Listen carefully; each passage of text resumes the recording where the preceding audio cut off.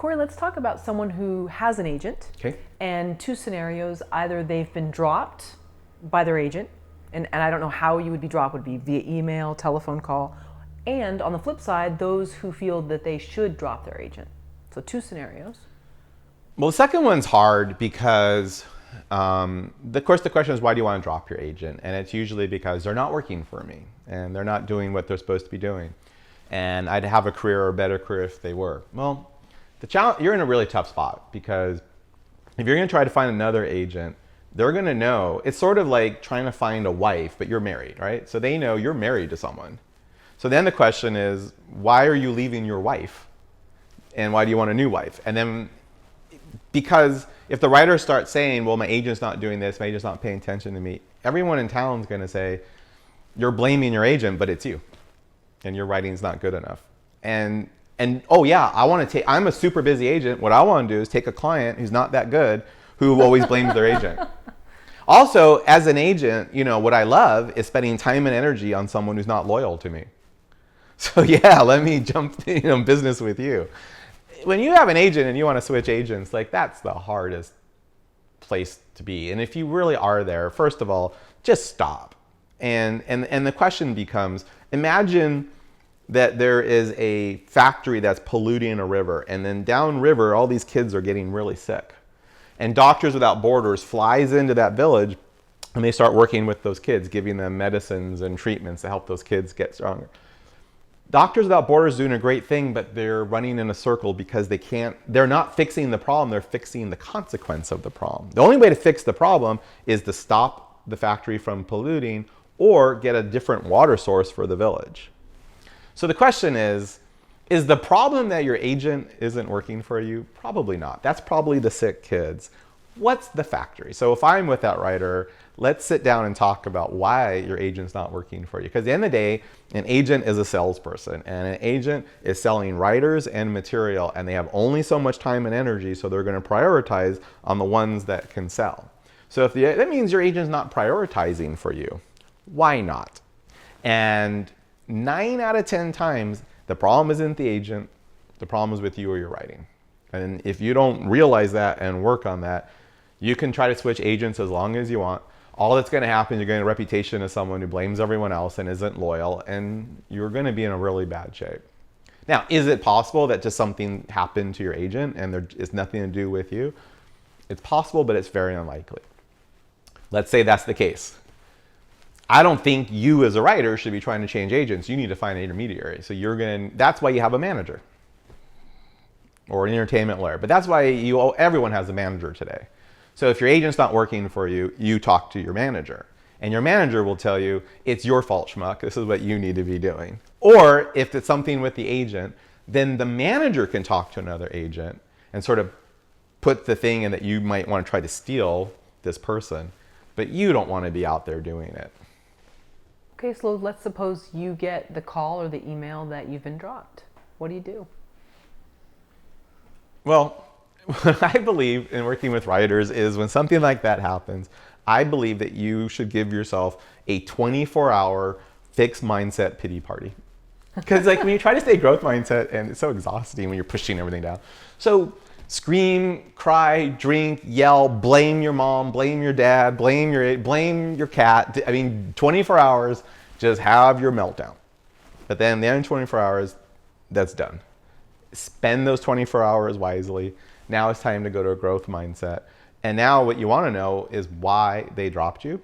And you may not be able to find out. Because agents won't always tell you the truth. It'll depend on the agent and your relationship. Again, you probably have an agent and a manager, and the manager should be able to tell you the truth. And if the manager won't tell you the truth, probably not the best manager for you. So you try to figure out the truth.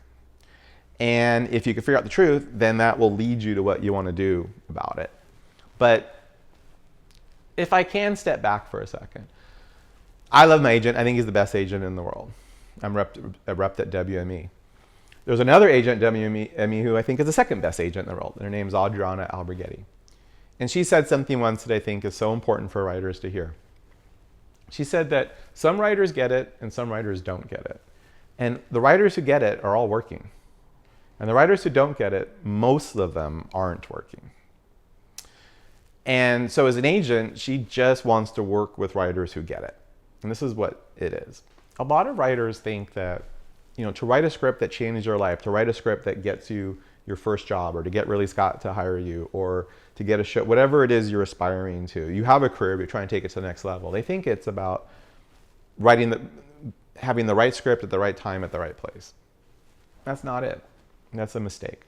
That surrenders all control and power to the universe. The reality is your job is to think in 6 script cycles. And you have to be writing the right kinds of scripts, pitch perfect, authentic. We talked about that earlier. And assuming you trained yourself up to be able to do that, you need to write 6 of those every 2 years. And the reason is, if you write 6 of these pitch perfect, authentic scripts, one of them is going to go out to the marketplace and just fizzle, and you'll never know why. And then 2 or 3 of them will go out and they'll start to get some traction, but then something will happen and derail it. And then there'll be 1 or 2 that's absolutely going to happen.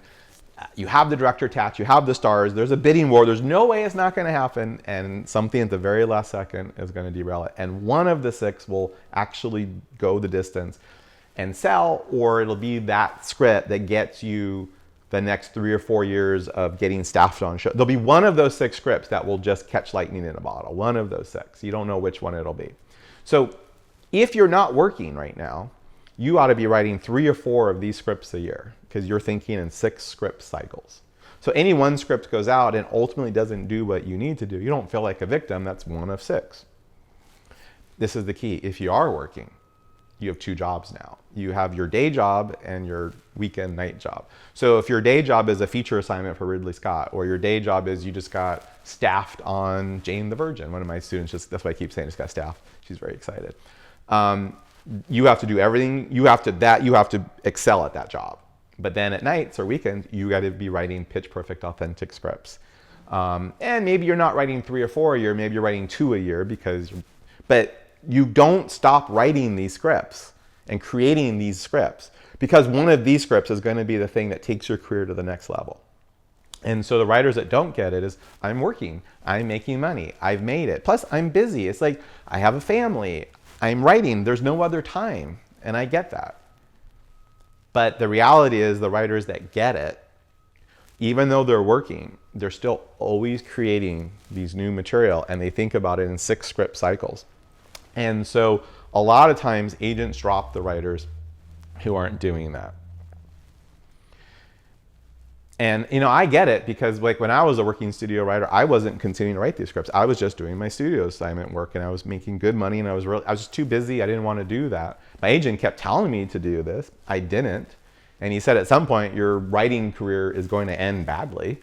And I worked nonstop for 11 years, but I was a working writer, but I never became an A-list writer. And the only way I could have become an A-list writer is to keep writing these scripts. So there was another writer, Eric Singer, who wrote a script, and he started getting all these studio assignments, and he was making a lot of money, but he kept writing on his own time these pitch perfect, authentic scripts year after year after year. And eventually one of them hit, and it was American Hustle. And so he's now suddenly a huge writer. I know the guys that wrote The Knick, same thing. They're staff writers, and they were making really good money, but they were writing stuff that they really believed in, and The Knick was one of them, and that script just took them to a whole other level. Alan Ball with American Beauty. We can go on and on and on. So often agents drop writers who might be really great writers, but they don't get it. They don't keep creating this new absolute. So it's either they don't keep creating material, or they're not creating the right kind of material. It's not good enough.